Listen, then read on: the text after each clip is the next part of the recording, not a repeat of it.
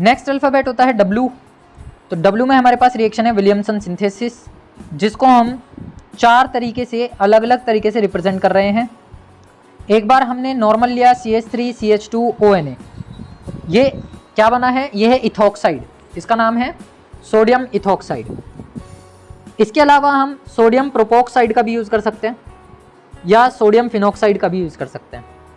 तो basically reaction में participation क्या दे रहा है, सोडियम एल्कोक्साइड के साथ एल्काइल आयोडाइड। ये रिएक्शन एल्काइल आयोडाइड और एल्काइल ब्रोमाइड के साथ रिप्रेजेंट की गई है।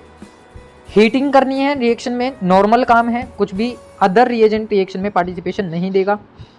जैसे ही इन दोनों रिएक्टेंट को आपस में मिक्स करके हीट करते हैं, ये जो सोडियम है वो आयोडीन को लेकर के NaI की प्रिपरेशन करेगा और दोनों बाकी के एल्काइल ग्रुप ऑक्सीजन के साथ कंडेंस हो जाएंगे और हमें मिलेगा क्या, ईथर।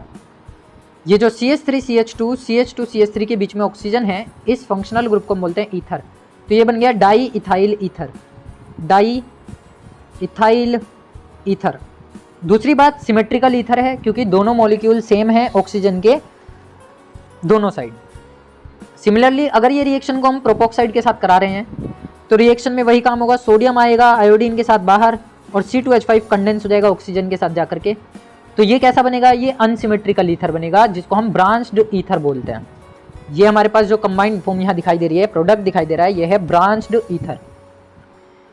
नेक्स्ट, अगर हम सोडियम फिनॉक्साइड के साथ काम कर रहे हैं तो सोडियम फिनॉक्साइड पे भी वही काम होगा, सोडियम और Br NaBr बनाते हुए बाहर और C2H5 आकर के ऑक्सीजन पे कंडेंस हो जाएगा। तो ये कहलाएगा एलिफेटिक एरोमेटिक ईथर, जिसका नाम है इथाइल फिनाइल ईथर। अल्फाबेटिकली हम इसको लिखते हैं इथाइल, पहले इसका नाम आ गया, फिर बेंजीन रिंग का लिखोगे फिनाइल, फिर आ गया ईथर, तो इथाइल फिनाइल ईथर इसका नाम है। सिमिलरली लास्ट हमारे पास है CH3I के साथ हमने ये रिएक्शन को रिप्रेजेंट किया, तो Na और I आपस में सोडियम आयोडाइड बनाते हुए बाहर हो जाएंगे और CH3 आकर के कंडेंस हो जाएगा। तो ये कंपाउंड बन गया फिनाइल के ऊपर OCH3, तो ये बन गया मिथाइल फिनाइल ईथर। ये भी अनसिमेट्रिकल ईथर है, मिक्स्ड ईथर है, जिसमें एलिफेटिक और एरोमेटिक दोनों की कैरेक्टरिस्टिक है।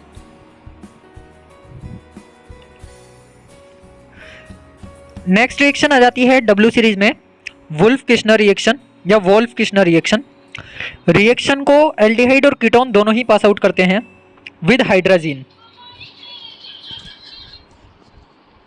हाइड्राजीन के साथ जब हम रिएक्शन कराते हैं एल्डिहाइड की या कीटोन की,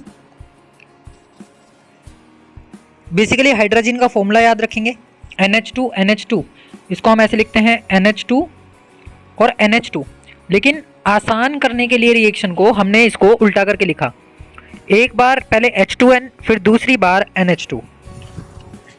ऐसा क्यों किया, इसके पीछे का रीज़न है कि रिएक्शन का जो पार्ट होता है उसको करना हमारे लिए आसान हो जाता है। दोनों बार एल्डिहाइड और कीटोन ही अपने अंदर से नाइट्रोजन को क्या करेंगे, बाहर निकालेंगे। नाइट्रोजन गैस का इवोल्यूशन होने के बाद जो ये 4 हाइड्रोजन बचे हैं, ये रिड्यूस करेंगे इस एल्डिहाइड और कीटोन को इनटू द एल्केन्स।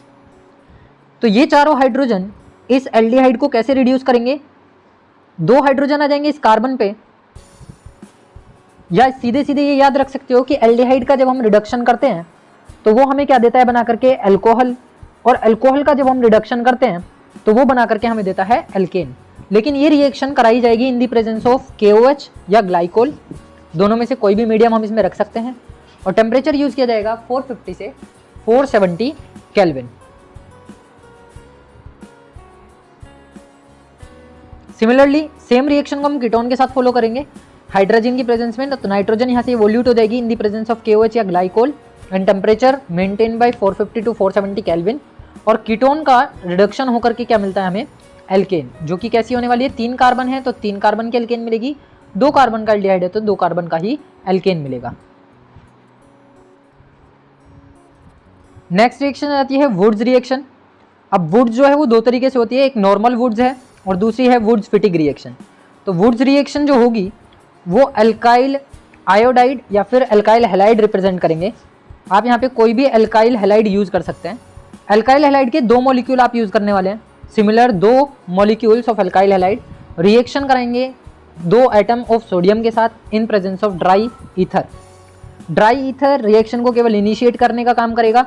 तो यहाँ से ये जो 2 सोडियम के एटम हैं या 2 सोडियम के मॉलिक्यूल हैं वो आयोडीन को लेकर के बाहर 2NaI की फॉर्मेशन करते हुए और दोनों अल्काइल ग्रुप आपस में हो जाएंगे कंडेंस, जो हमें बना करके देंगे अल्केन। दूसरी एक बात यह है कि वुड्स रिएक्शन में हमेशा even number of alkane prepare होती है। यहाँ से आपको 2 कार्बन की अल्केन, 4 कार्बन की अल्केन या 6 कार्बन की अल्केन या 8 कार्बन की अल्केन ऐसे मिलेगी। हमेशा इवन नंबर ऑफ कार्बन वाली अल्केन की प्रिपरेशन होती है वुड्स रिएक्शन से। अब अगर हमें कई बार odd number of carbon atom की प्रिपरेशन करनी हो एल्केन में तो हम यूज करते हैं वहाँ पे वुड्स फिटिग रिएक्शन। तो बेसिकली क्या होने वाला है, यहाँ पर हम हेलोअरीन का यूज करेंगे। बेंजीन के ऊपर आप यहाँ पे Cl, Br, I, F कुछ भी यूज कर सकते हैं, सेम मॉलिक्यूल आप यूज करने वाले हैं। इसी तरीके से एलिफेटिक में एक बार एरोमेटिक आप यूज करोगे, एक बार एलिफेटिक आप यूज करोगे, लेकिन जो यहाँ पर हेलोजन होना चाहिए वो सिमिलर होना चाहिए। वुड्स फिटिग में एक बार मैंने लिया यहाँ पर सपोज आयोडोबेंजीन और दूसरा लिया मैंने अल्काइल आयोडाइड यानी मिथाइल आयोडाइड। सोडियम के 2 एटम या मॉलिक्यूल सेम वही रिएक्शन में पार्टिसिपेशन देंगे। 2 I हैं, 2 सोडियम हैं, 2NaI की प्रिपरेशन होकर के ये हो जाएगा बाहर और CH3 ग्रुप कंडेंस हो जाएगा बेंजीन रिंग के ऊपर जाकर के प्रिपरेशन दे देगा हमें टोल्यूइन की in presence of dry ether.